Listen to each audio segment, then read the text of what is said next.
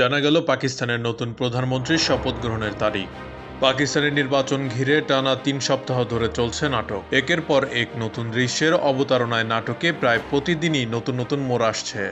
ভোটের মাধ্যমে যে নাটক শুরু হয়েছিল তা নতুন প্রধানমন্ত্রীর শপথ গ্রহণের মাধ্যমে শেষ হতে পারে। নতুন প্রধানমন্ত্রীর শপথ গ্রহণের সম্ভাব্য একটি তারিখ প্রকাশ করেছে বিভিন্ন পাকিস্তানি সংবাদ মাধ্যম।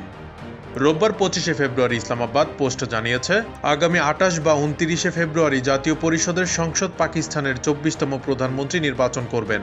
এরপর 1 মার্চের মধ্যে নবনির্বাচিত প্রধানমন্ত্রী শপথ গ্রহণ করতে পারেন।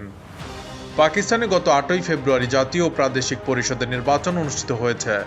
এই নির্বাচনে কারাবন্দী সাবেক প্রধানমন্ত্রী ইমরান খানের পিটিআই প্রথম, সাবেক প্রধানমন্ত্রী নওয়াজ শরীফের পাকিস্তান মুসলিম লীগ দ্বিতীয় ও সাবেক পররাষ্ট্রমন্ত্রী বিলাওয়াল ভুট্টোর জারদারির পাকিস্তান পিপলস পার্টি তৃতীয় স্থান অর্জন করেছে। তবে সরকার গঠনের মতো একক সংখ্যাগরিষ্ঠতা কোনো দলই পায়নি।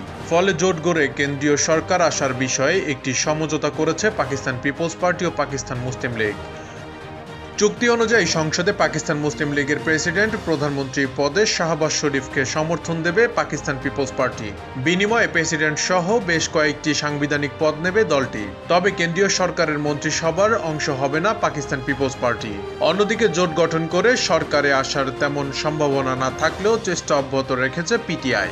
এছাড়া ভোটে কারচুপির অভিযোগে সারা দেশে সমমনা দলগুলোকে সঙ্গে নিয়ে বিক্ষোভ করেছে বিভিন্ন মামলায় কারাবন্দী ইমরান খানের দল পিটিআই।